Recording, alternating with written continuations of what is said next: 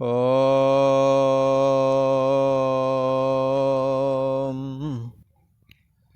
ओम गुरु ब्रह्मा गुरु विष्णु गुरुदेव महेश्वरा गुरु साक्षात् परम ब्रह्म तस्मै श्री गुरुवे नमः।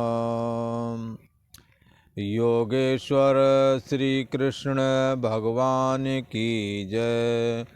ऐं सरस्वत्यै नमः। पूर्व का प्रसंग चल रहा है। भगवान श्री कृष्ण अर्जुन के प्रति विज्ञान सहित ज्ञान का कथन कर रहे हैं।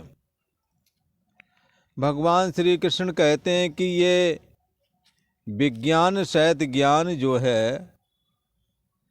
ये सभी विद्याओं का राजा है और सभी गोपनीय विद्याओं का भी राजा है ये। और पवित्रता की दृष्टि से यदि देखें तो पवित्रम अति पवित्र है। और पवित्रता के विषय में तो इस ज्ञान के विषय में कहा गया है कि आप कितने भी बड़े पापी बने रहो,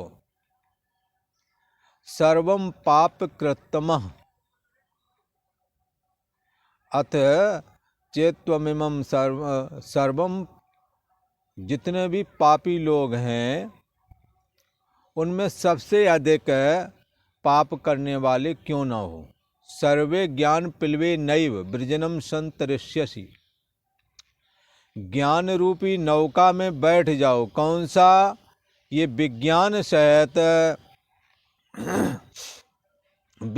सहित जो ये ज्ञान है, इस विज्ञान सहित ज्ञान में आप आरूढ़ हो जाएं तो आप कितने बड़े पापी क्यों ना हो पवित्र हो जाएंगे। परम पवित्रता इस ज्ञान में है, अति पवित्र है। और सबसे बड़ी बात जो है वो कि इसका प्रत्यक्ष फल भी है। सुनने मात्र से ये संशय मिटाता है और परमात्मा की प्राप्ति कराता है। सुनने मात्र से साधक इस ज्ञान को धारण करें, सुने तो धन धन्य हो जाता है, ऐसा कहा। और ये साधन भजन करने की दृष्टि से यदि देखें तो ये बड़ा सुगम है। बड़े आराम से इसकी साधना होती है। केवल गीता का श्रवण करना है, मनन करना है, निधिध्यासन करना है। श्रवण जो किया है उसी का मन में जो चिंतन चलता है उसी का नाम मनन है। श्रवण क्या किया है कि परमात्मा ही सर्वरूप है। तात्पर्य के निर्णय पूर्वक श्रवण करना चाहिए। एक परम ब्रह्म परमात्मा ही जीव ईश्वर जगत माया के रूप में विवर्तित हो गया है। किसी ने कहा महाराज ये विवर्तित हो गया, विवर्त का क्या मतलब है? तो विवर्त का मतलब होता है जैसे कोई वस्तु अपने पूर्वले स्वरूप को ना त्यागे और अन्यथा रूप होकर के दिखने लगे। जैसे कि सोना ने अपना सुवर्णत्व नहीं छोड़ा और आभूषण होकर के दिखने लगा। नीचे पैरों के साइड वाले में निचले स्तर की बुद्धि हो जाती है और शरीर के बीच में पहनने वाले जो आभूषण हैं उनमें मध्य वाली दृष्टि होती है, मीडियम वाली। और सिर में मुख में पहनने वाले आभूषण को उत्कृष्ट, ऐसी दृष्टि भी लोग बना लेते हैं सोने के अंदर में। सोना ने अपना सोनापना नहीं छोड़ा और आभूषण बन गया। आभूषण भी ऊंचा नीचा और मध्य वाला बन गया। इसी प्रकार परम ब्रह्म परमात्मा ने अपना सत्तात्मक स्थिति नहीं त्यागी, चेतनात्मक स्थिति नहीं त्यागी, प्रियता रूप स्थिति नहीं त्यागी और देह और जगत हो करके मन बुद्धि इंद्रियां हो करके दिखने लगा, ऐसा कहते हैं। तो किसी ने कहा कि उसने सत्ता मात्र स्थिति नहीं त्यागी, अर्थात सत बना ही रहा और मरने वाला देह इंद्रियां मन बुद्धि बन गया। उसने चेतनता का त्याग नहीं किया और सदा चैतन्य रहता है, तो भी सोने जागने वाली चेतना बन गई उससे।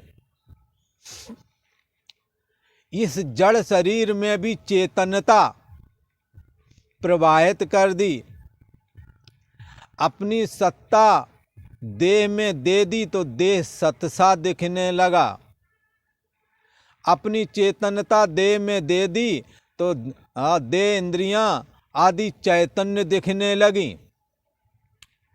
इसी को रामायण में कहते हैं, जासु सत्यता से जड़ माया, भास सत्य एवं मोह सहाया।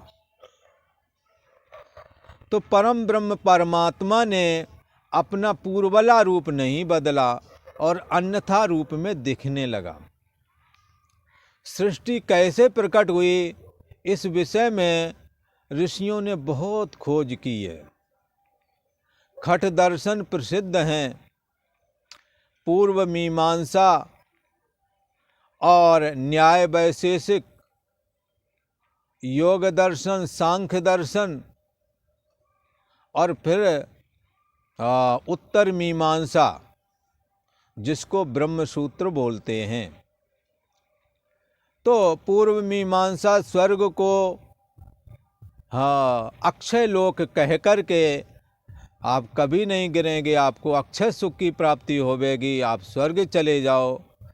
तो स्वर्ग को ही पूर्णता में मान करके साधकों को क्रम करके जो निषिद्ध कर्म करते थे उनको निषिद्ध कर्मों से हटा करके और शुभ कर्मों में लगाया, उन शुभ कर्मों का फल स्वर्ग की प्राप्ति। तो जो निषिद्ध कर्मों में लगे हुए थे उन्हें शुभ कर्मों में प्रवृत्त करा के स्वर्ग रूप अक्षय सुख प्राप्त होवेगा, ऐसा शास्त्र ने कह दिया। तो पूर्व मीमांसा स्वर्ग की प्राप्ति कराने के लिए कर्म का विधान करता है और स्वर्ग को ही प्राप्तव्य स्थान मान लेता है। तो फिर दूसरे दर्शन प्रवृत्त हुए न्याय और वैशेषिक। ऋषियों ने सृष्टि के विषय में चिंतन किया कि ये सृष्टि कैसे हुई होवेगी।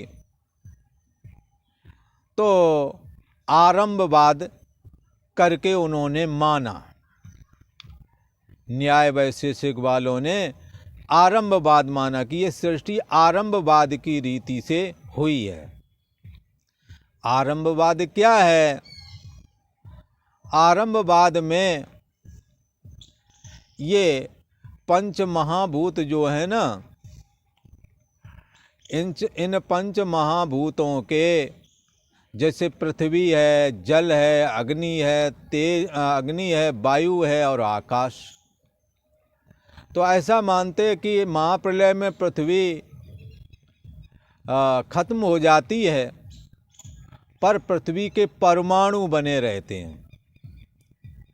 और जब सृजन आता है, जब सृष्टि संरचना परमात्मा करते हैं, तो ये पृथ्वी के परमाणु आपस में जुड़ जाते हैं और जुड़ करके पृथ्वी का निर्माण हो जाता है। और पानी, इसी प्रकार पानी के परमाणु जुड़ते हैं, फिर पानी जल तत्व का निर्माण हो जाता है। इसी प्रकार अग्नि तत्व के परमाणु जुड़ते हैं, अग्नि तत्व का निर्माण हो जाता है। इसी प्रकार वायु तत्व के परमाणु जुड़ते हैं और वायु तत्व का निर्माण हो जाता है। आकाश को मानते हैं कि आकाश ऐसा ही बना रहता है। तो ये लोग मानते हैं इस प्रकार से आकाश को तो सीधा सीधा मान लेते हैं, बाकी चार के परमाणु ये जुड़ते हैं तो सृष्टि का आरंभ चालू हो जाता है। ये आरंभवाद की रीति है।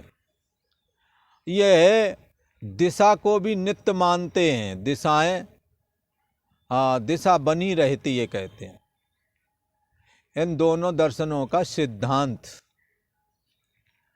और ये मन बुद्धि काल ये सारी चीज़ें मिलाकर के आत्मा, तो ये सारी चीज़ें मिलाकर के नवद्रव्य बन जाते हैं। खैर, तो इन्हों का मानना है कि सृष्टि आरंभवाद की रीति से बनी है। तो आरंभवाद से बनी है तो ये लगता भी है आरंभवाद से बनी है। जुड़ जाते हैं, विघटन भी होता है परमाणुओं का और जुड़ते भी हैं। तो कई लोग मानते हैं कि आरंभवाद की रीति से सृष्टि प्रकट हुई है, तो कई लोग मानते हैं विकारवाद की रीति से सृष्टि प्रकट हुई है। ये विकारवाद क्या है? बोले जैसे दूध में दूध दही बन जाता है, ऐसे ही परमात्मा में विकार आया और जगत के रूप में बन गया। अच्छा, तो कहाँ पर विकार आया? तो विकार तो आता है माया तत्व में। परम ब्रह्म परमात्मा कभी विकारवान होता नहीं। उसी को स्थूल दृष्टि का आश्रय लेकर के कह दिया परमात्मा में विकार आया। मूल प्रकृति उपाधि है जिसकी, ऐसा जो परम ब्रह्म परमात्मा है जिसको प्रकृति पुरुष कहते हैं। तो विकारांश गुणांश चैव विद्धि प्रकृति संभवान। प्रकृति विकारवान है और त्रिगुणात्मक है। विकारांश गुणांश चैव, विकार और तीनों प्रकार के गुण ये सब प्रकृति से हैं, परमात्मा तो इनसे रहित है। तो विकार हुआ, परमात्मा में विकार आया, सृष्टि हो गई। तो किसी ने कहा दूध दही बन गया, तो दही से दोबारा दूध नहीं बनता। तो परमात्मा में विकार आया तो मुक्ति कैसे करेंगे? विकार को विकारवान चीज अपने पूर्वले भाव में नहीं आती। परमात्मा सत्तात्मक है, चेतनात्मक है, सदा रहता है, सदा उसकी चैतन्यता रहती है। ऐसा भाव परमात्मा का है। फिर वो मरण धर्म विकारी होकर के मरण धर्म देह इंद्रिय आदि बन गया, जगत बन गया। पर यदि परमात्मा को भी विकारवान मान लोगे तो देह इंद्रिय से रहित होने पर भी परमात्मा विकारवान ही मिलेगा, जिससे केवल निर्वाण सिद्ध होता नहीं, मुक्ति सिद्ध होती नहीं। लिहाजा ये क्रम समुच्चय की रीति से इन्होंने बहुत आगे तक बुद्धि देश का जो साक्षी आत्मा है वहाँ तक पहुँचाया। विकार की दृष्टि से बताया कि विकार तो प्रकृति में है और जो तत्व सत्ता मात्र है उसमें विकार नहीं है। तो बहुत सारे ऋषियों ने ऐसा माना कि विकार आ गया इसलिए जगत, परमात्मा में विकार हुआ इसलिए जगत बन गया। और एक और सिद्धांत है विवर्तवाद। विवर्तवाद की रीति से कहते हैं कि परमात्मा ने अपने पूर्वले स्वरूप को नहीं बदला और अन्यथा रूप में दिखने लगा। जैसे सोना ने सोनापना नहीं छोड़ा, आभूषण बन करके दिखने लगा। और आभूषण जब दोबारा आभूषण बनाने वाला स्वर्णकार जब गलाएगा तो आभूषण नहीं रहेगा पर सोना रहेगा। अर्थात अन्यथा रूप जो आभूषण था और वो खत्म हो गया और कहाँ गया? फिर पूर्वले रूप में चला गया, जो सोना था वही बन गया। ऐसे ही परम ब्रह्म परमात्मा सत्ता मात्र है। उसने सत्ता मात्रपना नहीं छोड़ा, चेतनता नहीं छोड़ी और अन्यथा देह और जगत के रूप में दिखने लगा। इसीलिए देह और जगत का जब त्याग करता है तो पूर्वला स्वरूप सत्ता मात्र स्थिति इसे प्राप्त हो जाती है। यह है वेदांत दर्शन, यह है ब्रह्म सूत्र का सिद्धांत। खैर, तो इस प्रकार से परमात्मा सर्वव्यापी है। और दृष्टांत के तौर में कहते हैं, जैसे आभूषण के हर जगह में सोना ही विद्यमान रहता है, पर सोना न कह के उसे आभूषण बोलते भर हैं। आभूषण भाव का यदि त्याग कर दो तो पूर्वला रूप सोनापना आपको प्राप्त हो जाएगा। सिद्धांत में क्या है, आप देह मन बुद्धि आदि का भाव जो लिए बैठे हो, देहाकार बने बैठे हो, तो देह को नहीं, देहाभिमान का त्याग कर दो, देह का त्याग हो जाएगा। तो अन्यथा भाव है देह, अन्यथा भाव है इंद्रियां, अन्यथा भाव है मन बुद्धि। आप इनसे रहत अपने को जाने तो पूर्वला भाव सत्ता मात्र स्थिति सदा है और सदा जाननापना आपका बचेगा, जो मुक्त स्वरूप है, जो कैवल्य निर्वाण स्वरूप ही है। इसी को यहाँ आत्मा शब्द करके कथन किया है। उपनिषद में इसी को ब्रह्म शब्द करके बोलते हैं। तो जैसे सोना आभूषण के हर जगह विद्यमान है, उसी प्रकार पानी और लहर का भी दृष्टांत दिया जाता है। जैसे लहर में हर जगह पानी ओतप्रोत है, ऐसे ही परम ब्रह्म परमात्मा हर जगह ओतप्रोत है। ईशावास श्रुति ने कहा, ईशावास्मिदं सर्वम यत् किंच जगत्याम जगत। इस सृष्टि में जो कुछ भी है, इस सृष्टि के कण कण में ईश्वर समाया हुआ है।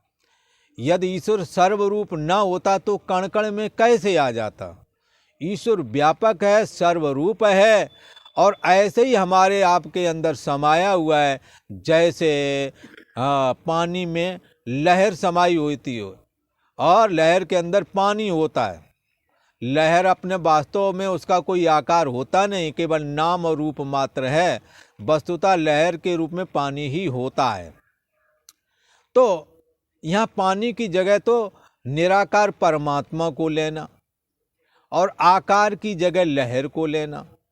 तो ऐसा करके आप देखेंगे, आकार तो विचार दृष्टि से देखने पर आकार कोई वस्तु है नहीं, पानी ही आकार के रूप में दिखता है। ऐसे ही परम ब्रह्म परमात्मा ही हमारे आपके और इदम त्वम अहम मम करके दिखता है। इसलिए देखने वालों ने, विचारकों ने कहा, भक्तों ने कहा, ये जग हरि का रूप है। ये सारा का सारा जगत परमात्मा का रूप ही दिख रहा है। जैसे जितनी भी लहर तरंगें दिख रही, ये पानी ही दिख रहा है। पर हाँ, अविवेक दृष्टि से हमें ये रहस्य समझ में नहीं आता।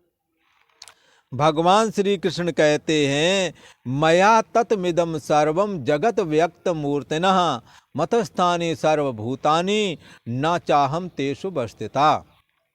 हे अर्जुन, मुझ निराकार परमात्मा से यह सब जगत परिपूर्ण हो रहा है। जैसे H2O मात्र पानी का आता है, हाइड्रोजन और ऑक्सीजन मिल करके। H2O हाइड्रोजन 2%, ऑक्सीजन 1% आए थे, मतलब 2/3 हाइड्रोजन और 1/3 ऑक्सीजन हो गई। H2O मात्र पानी लोगों को नहीं दिखता है, लहर तरंगें दिखती हैं। ऐसे सत्ता मात्र परमात्मा जो आपकी बुद्धि देश का साक्षी है, मन इंद्रिय और शरीर को भी जो सत्ता दे रहा है, जिसकी सत्ता से जड़ शरीर भी सत्य सा दिखता है, चेतन सा दिखता है, और जड़ शरीर प्रिय लगने लगता है, क्योंकि उसमें आनंद रूप परमात्मा विद्यमान है, जिसको कहते हैं सत्य चित्त आनंद। इसी को सच्चिदानंद परमात्मा बोलते हैं। तो ये सच्चिदानंद परम ब्रह्म परमात्मा हमारे आपके अंदर विद्यमान है। उसी की सत्ता से जड़ शरीर सत सा दिखता है और असत शरीर ये जन्म से पहले नहीं था, मरण में भी नहीं रहता है, बीच में थोड़े समय के लिए दिखा है, थोड़े समय बीच में भी नहीं है, ऐसा हमें मान लेना चाहिए। तो ये न होने पर भी ये दिख रहा है और सत लग रहा है। ये सत क्यों लग रहा है? क्योंकि परमात्मा की सत्यता आ गई है जो आपके बुद्धि देश का साक्षी है। ये चेतन क्यों लग रहा है? क्योंकि उसकी चैतन्यता आ गई है। ये शरीर क्यों प्रिय लग रहा है? क्योंकि इसमें आनंद का आभास आ रहा है। इसलिए सच्चिदानंद परम ब्रह्म परमात्मा की अभिव्यक्ति देह और जगत में हो रही है। इसीलिए लोग इससे आकर्षित हुआ करते हैं। खैर, भगवान श्री कृष्ण कहते हैं कि देखो तो सही, जैसे H2O मात्र पानी नहीं दिखता, लहरें दिखती हैं, ऐसे ही ये सबकी गठरी लाल है, कोई नहीं कंगाल, और गांठ खोल देखत नहीं। विचार के द्वारा आप हृदय ग्रंथे जीव भाव को दग्ध नहीं करना चाहते, जीव भाव को काटना नहीं चाहते। जीव हृदय तम मोह विशेषी क्यों नहीं कर पाते ऐसा? क्योंकि जीव के हृदय में अंधकार रूप अज्ञान छाया हुआ है और परमात्मा जो सत्ता मात्र है और चेतन और आनंद मात्र है, उसका देह इंद्रिय मन बुद्धि आदि से संपर्क है, संबंध है। लिहाजा एक गांठ सी हो गई है। गांठ कैसी गांठ? देह के धर्म दिखने लगे तो देह जो सत नहीं था सत दिखने लगा, जो चेतन नहीं था चेतन दिखने लगा, जिसमें आनंद नहीं था वही प्रिय दिखने लगा। तो क्या है कि जीव हृदय तम मोह विशेषी छूटे ग्रंथ किम परय न देखी। ये गांठ लग गई है, जैसे लहर और पानी में एक गांठ लग गई। पानी कभी लंबा लंबा नहीं होता है पर लंबा लंबा दिखने लगा। कोई लंबा लंबा कोई आकार वहाँ है क्या? तो पानी हटा लेने पर गिलास में रखो तो वहाँ कोई लहर तरंग है नहीं। सुनो तात ये अखत कहानी। लहर की हर जगह में पानी समाया हुआ है, लहर में पानी ओतप्रोत है। ऐसे ही अहम त्वम इदम आदि करके जो हम और आप हैं, देह और जगत है, इसमें परमात्मा ओतप्रोत है, परिपूर्ण है। मुझ निराकार परमात्मा से यह संपूर्ण जगत ओतप्रोत है, परिपूर्ण है।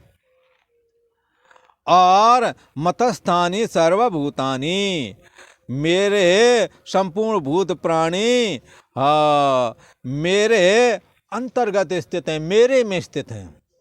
जैसे पानी कहे सारी लहरें मेरे में स्थित हैं। तो किसी ने कहा लहर कोई वस्तु है क्या? तो बोले है तो नहीं, पर लहर शब्द के व्यवहार, लहर शब्द करके व्यवहार तो होता ही है, और व्यवहार होने के साथ ही अगर चूक जाओ तो लहरें खींच भी ले जाती हैं, ये काम तो होता ही है। पर सच्ची बात तो ये है, पानी जीवन देने वाला है, पानी जीवन लेने वाला नहीं है। पानी को लहर वाले पानी को गिलास में डालो, वहाँ कोई लहर नहीं दिखेगी। ऐसे ही देह और जगत जो पुनरप जन्म पुनरप मरणम में फंसाता है, जो हमारे को राग द्वेष से दूषित करके दुखी और सुखी करता रहता है, ये वास्तव में अपना वजूद ऐसे ही नहीं रखता जैसे लहर नहीं रखती। पर व्यवहार में तो देह और जगत आता ही है। जन्म से पहले नहीं था, मरण के बाद में देह और जगत दिखना बंद हो जाता है, महाप्रलय में अत्यंत अभाव हो जाता है। और भगवान ने तो कहा जो पहले ना हो लास्ट में ना हो, वो बीच में भी नहीं होता है। दूसरे अध्याय में कहा अव्यक्तादीन भूतानि व्यक्त मध्यान भारत, अव्यक्त निधनानेव तत्र का पर देव न। ये सृष्टि जन्म से पहले अव्यक्त थी, मरण के बाद में अव्यक्त हो जाती है, बीच में भी अव्यक्त ही मानो। इसके लिए शोक नहीं करना चाहिए। इसलिए भगवान श्री कृष्ण कहते हैं कि संपूर्ण भूत प्राणी मेरे में स्थित हैं। ये और ये ऐसे ही स्थित हैं जैसे पानी में लहर। और दोनों बातें फिर कह दे रहा हूँ कि लहर अपने आप में है ही नहीं तो कैसे स्थित है। अगर कोई चीज़ नहीं है तो उसमें ये लोगों को क्यों बहा ले जाती है। तो ये हमारे को एक बहुत बड़ा भ्रम है कि पानी में लहर है और पानी पूर्णात्मक होने की वजह से उसकी हिलोरें जो उठती हैं उससे आदमी बह जाता है। ऐसे ही ये परम ब्रह्म परमात्मा के आश्रय में अहम और इदम, मैं, मेरा, तू, तेरा, दे और जगत जो भाषित हो रहा है, ये वास्तव में इससे तादात्म्य ना हो तो ये हमें सुखी दुखी ना करे, पर हम इससे तादात्म्यत हैं, इसलिए हमें सुखी दुखी करता है। मान अपमान राग द्वेष आदि से दूषित चित्त होने की वजह से हमें दुखी सुखी करता है। और यदि हम देहाभिमान से मुक्त हो जाएं तो ये हमें दुखी सुखी नहीं कर सकता, बल्कि देहाभिमाने गलते विज्ञापते परमात्मनि, तो परम ब्रह्म परमात्मा का बोध प्राप्त हो जाता है। परम ब्रह्म परमात्मा कहता है भगवान श्री कृष्ण के विग्रह से, साक्षात परम ब्रह्म परमात्मा ही हैं भगवान श्री कृष्ण। वो कहते हैं मुझ निराकार स्वरूप में ये संपूर्ण जगत मेरे निराकार स्वरूप से ओतप्रोत है, संपूर्ण भूत प्राणी मेरे में स्थित हैं, मेरे अंतर्गत स्थित हैं। अहम तेषु नावस्थिता, मैं उनमें स्थित नहीं हूँ। अच्छा, तो आप स्थित नहीं हैं, क्यों नहीं स्थित हैं? क्या लहर में पानी नहीं है? तो पानी ने, किसी ने कहा पहले तो लहर ये बात बताए कि वो अपने आप में कोई वस्तु है क्या, पानी से स्वतंत्र होकर के। पानी से स्वतंत्र होकर के यदि लहर कोई वस्तु होती तो कह देते कि लहर में पानी स्थित है अथवा पानी में लहर स्थित है, जब लहर का स्वरूप ही सिद्ध नहीं होता। ऐसे ही देह और जगत का, जो जन्म से पहले नहीं, मरण के बाद में नहीं, और रोज प्रतिक्षण बदल रही है, देह और जगत का अपना कोई स्वरूप सिद्ध नहीं हो पा रहा है। नहीं हो पाने की वजह से भगवान श्री कृष्ण एक बार तो कहते हैं संपूर्ण भूत प्राणी मेरे में स्थित हैं, और अहम तेषु नावस्थिता, मैं उनमें स्थित नहीं हूँ। ये बात तो साफ क्लियर समझ में आ रही है। संपूर्ण भूत प्राणी जब मेरे में स्थित हैं तो मैं उनमें नहीं होऊंगा क्या? तो जैसे संपूर्ण लहरें पानी में स्थित हैं तो पानी लहरों में ना होवेगा क्या? तो होगा, क्यों नहीं है, पर लहर अपने आप में कोई वस्तु है नहीं, इसलिए एक बार ऐसा कह देंगे वो हमारे में नहीं है, उसका कोई वजूद नहीं, इसलिए मैं उनमें नहीं हूं। वजूद होता तो कह देते हाँ मैं उनमें हूं। इसलिए भगवान श्री कृष्ण कहते हैं संपूर्ण भूत प्राणी मेरे में स्थित हैं और मैं उनमें नहीं हूं। जो अहम इदम करके देह और जगत दिख रहे हैं ये सारे मुझ में हैं, मैं इनमें नहीं हूं। इसलिए ये कह रहे हैं क्योंकि इनका स्वतंत्र वजूद परमात्मा से अलग होकर के कुछ भी नहीं है। जैसे स्वप्न अवस्था टूट गई तो स्वप्न के देह और जगत का कोई वजूद रह ही नहीं गया। जो पहले स्वप्न के पीरियड में सत लगता था और जब स्वप्ने में गए तो जागृत के देह और जगत जो सत लगते थे उनका अभाव हो गया था। ठीक ऐसे ही ये कोई वस्तु यदि होते तो जरूर रहते हैं। सत्य का ये जो विनिषय नहीं, सत्य कहते ही उसी को हैं जिसका कभी नाश नहीं होता। तो इस प्रकार से भगवान श्री कृष्ण ने कहा मुझ निराकार परमात्मा से यह संपूर्ण देह और जगत ओतप्रोत है, संपूर्ण भूत प्राणी मेरे में स्थित हैं, मैं उनमें स्थित नहीं हूं। और दूसरे श्लोक में तो और अच्छी बात बताई है। भगवान श्री कृष्ण कहते हैं नचा मतस्थानी भूतानी। ये गीता का 9वां अध्याय और 5वां श्लोक है, जिसमें भगवान श्री कृष्ण बोल रहे अर्जुन से, हे अर्जुन, नचा मतस्थानी भूतानी पश्य मे योगमैश्वरम् भूतभृन्न चा भूतस्थो ममात्मा भूत भावना।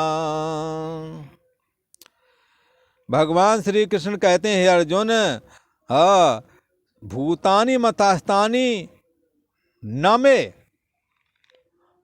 इन दोनों श्लोकों में यदि विवर्तवाद की रीति से विवर्तवाद का सिद्धांत और जो वेदांत का प्रमुख सिद्धांत है, जिससे कि सृष्टि का रहस्य क्लियर होता है, ऐसा आचार्यों से, संतों से, अनुभवी संतों से यदि नहीं समझा तो इन दोनों श्लोकों के विरोधाभास को दूर करने में बड़ा कठिन मामला बन जाएगा।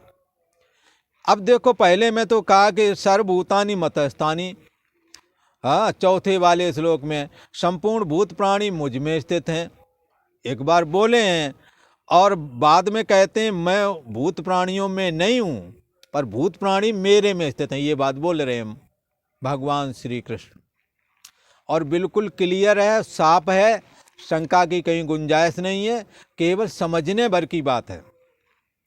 आप विवर्तवाद की रीति से इसका अर्थ स्पष्ट जान सकेंगे। भगवान श्री कृष्ण कहते हैं कि हे अर्जुन, अब जो 5वें श्लोक में कहते हैं भूतानि मतस्थानि न मे, और संपूर्ण भूत प्राणी मुझ में स्थित नहीं है। जो नहीं जानने वाले हैं, इस सिद्ध विवर्तवादी की रीति से भगवान की सिद्ध इस दुर्लभ वाणी को समझ पाना कठिन पड़ेगा यदि विवर्तवाद की रीति से नहीं समझा। बल्कि ऐसा कहेंगे, देखो एक बार कहा मेरे में स्थित, आप कह रहे मेरे में भूत प्राणी भी नहीं है, ये तो गलत बात बोल रहे हैं। बंधुओं, तुम्होंने ऐसी शंका कभी नहीं करनी। अब देखो, भगवान श्री कृष्ण कहते हैं भूतानि मतस्थानि न मे, ये संपूर्ण भूत प्राणी मुझ में स्थित नहीं है। पानी में लहरें नहीं स्थित है, लहर कोई वस्तु हो तब तो स्थित हो। देह और जगत जन्म से पहले नहीं, मरण के बाद में नहीं रहेंगे, और प्रतिक्षण बदलते हैं। कब दाढ़ी चिकने चेहरे पर आ गई पता लगा, पर बचपन वाला देह मर गया, समझ ही नहीं पाए। और जवानी वाले काले बाल दाढ़ी के, सर के बाल कब झड़ गए, दाढ़ी के बाल कब सफ़ेद हो गए, एक एक करके होता गया, पूरे ही सफ़ेद हो गए। तब पता लगा अरे बाल तो काले थे, सफ़ेद हो गए। रोज बदलता है। वृद्धावस्था वाला शरीर भी जीर्ण शीर्ण होकर के गिरने की नंबर पर आ जाता है। इसलिए बंधुओं, देह और जगत का स्वतंत्र वजूद नहीं है। देखते ही देखते कैसा जन्मा, कैसा बाद में बचपना वाला हुआ, जवानी वाला हुआ, बाद में बुढ़ा होगा, गोविंदाय नमो नमा हो गया, फिर 100 साल पीछे के देखते ही नहीं लोग, कोई जो बिरले बच्चे होंगे। तो यहाँ पर इस दृष्टि से कह रहे हैं, जैसे लहर का अपना कोई वजूद नहीं पानी से स्वतंत्र होकर के, ऐसे ही परमात्मा से स्वतंत्र होकर के देह और जगत का कोई वजूद है ही नहीं। अगर वजूद होता तो कहते कि देह और जगत मुझ में स्थित हैं। तो एक बार तो आपके अनुभव को साझा किया भगवान ने कि आपको लगता देह जगत सत्य है, इसलिए कहा देह और जगत मेरे में है। जब बात समझा ली तो कहते हैं देह जगत मुझ में नहीं है। संपूर्ण भूत प्राणी जो ये दिख रहे हैं मुझ में नहीं है। ऐश्वर्यम योगम पश्य, ये हमारी योग माया का चमत्कार देखो, ये किस प्रकार से असत को सत्य दिखा रही है, जड़ को चेतन दिखा रही है, और दुख रूप शरीर को ही सुख रूप दिखा रही है। अगर सुख रूप ना दिखे तो आलिंगन चुम्बन आदि व्यवहार लोग क्यों करें। इसलिए यहाँ कहते हैं कि संपूर्ण भूत प्राणी अर्जुन मुझ में नहीं है। मेरी ईश्वरी शक्ति देखो। ऐश्वर्यम योगम पश्य, मेरी ईश्वरी शक्ति को देखो। भूत भृत, संपूर्ण भूतों को धारण करने वाला, पोषण करने वाला, और भूत भावना, भूतों को उत्पन्न करने वाला भी मैं हूँ। पर मम आत्मा भूतस्था ना, पर मेरा जो निराकार स्वरूप जो अंतर्यामी आत्मा है, तो संपूर्ण भूतों को धारण करने वाला, पोषण करने वाला और भूतों को उत्पन्न करने वाला भी मेरा ये आत्मा, मेरा ये अंतर्यामी स्वरूप वास्तव में इन भूत प्राणियों में स्थित नहीं है, क्योंकि भूत प्राणियों का कोई स्वतंत्र वजूद नहीं है। वजूद होता तो कह देते कि इसमें भूतों में हमारा आत्मा अंतर्यामी स्वरूप स्थित है, पर पहले उनका स्वरूप सिद्ध हो तब तो उसमें स्थिति लाभ प्राप्त करे। जैसे कोई कहे सोना आभूषण में स्थित है, तो आभूषण कोई वस्तु तो है नहीं, सोने में आभूषण स्थित है ये तो बात समझ में आती है, पर आभूषण में सोना है, आभूषण कुछ होता तो तब कहते कि भाई चलो आभूषण में सोना स्थित है। अच्छा, फिर एक दृष्टि से ये कह दिया कि सोने में सोना सत्य है, आभूषण काल्पनिक है, तो इसलिए काल्पनिक में सत्य सोना नहीं स्थित हो सकता। पर आभूषण का आश्रय सोना है, ऐसा एक बार कह दिया, पर दूसरी बार क्या कहेंगे, जब आभूषण ही नहीं तो सोने में कहाँ स्थित होगा, सोना ही सोना तो है। इसलिए एक बार तो कहते हैं कि आभूषण मेरे में स्थित है, हाँ, और फिर कहेंगे आभूषण में मैं नहीं हूँ, फिर कहेंगे आभूषण भी मुझ में नहीं, क्योंकि आभूषण नाम की कोई वस्तु है नहीं। ये बात शास्त्र बताना चाहता है। यहाँ क्या सिद्धांत में क्या, देह और जगत कोई स्वतंत्र वजूद नहीं रखता है। इसलिए एक बार तो कहते हैं देह और जगत मुझसे प्रकट हुआ है, मुझ में स्थित है, मैं उनमें स्थित नहीं हूँ। फिर दूसरी बार कहेंगे ये देह और जगत भी मुझ में नहीं है, और इन सबका उत्पन्न करने वाला, पालन करने आ रहा, संहार करने आ रहा होता हुआ भी मैं, मेरा जो अंतर्यामी स्वरूप है वो इनमें स्थित नहीं है, क्योंकि ये कुछ होते तब तो स्थित हो जाता। इस करके भगवान श्री कृष्ण ने अपनी व्यापकता का कथन किया, अर्थात सर्व रूप में परमात्मा ही परमात्मा है, परमात्मा से अलग होकर के किसी का भी वजूद नहीं, ऐसा इंगित किया। यह सर्वभूतानि, कहते हैं ये संपूर्ण भूत प्राणी मुझ में स्थित नहीं है। मेरी ईश्वरी योग शक्ति को देखो अर्जुन, संपूर्ण भूत प्राणियों का धारण पोषण करने वाला और भूतों को उत्पन्न करने वाला भी मेरा ये अंतर्यामी स्वरूप अर्थात आत्मा वास्तव में भूत प्राणियों में स्थित नहीं है, क्योंकि भूत प्राणी काल्पनिक है, इनका अपना कोई वजूद नहीं है। तो इस प्रकार से इस श्लोक का अर्थ किया गया। कल को थोड़ा और इस अगले वाले एपिसोड में स्पष्ट करेंगे। आशा है कि जो गीता प्रेमी लोग हैं उनको ये अर्थ हृदय में बैठेगा। और आज इतना ही। ओम शांति शांति शांति।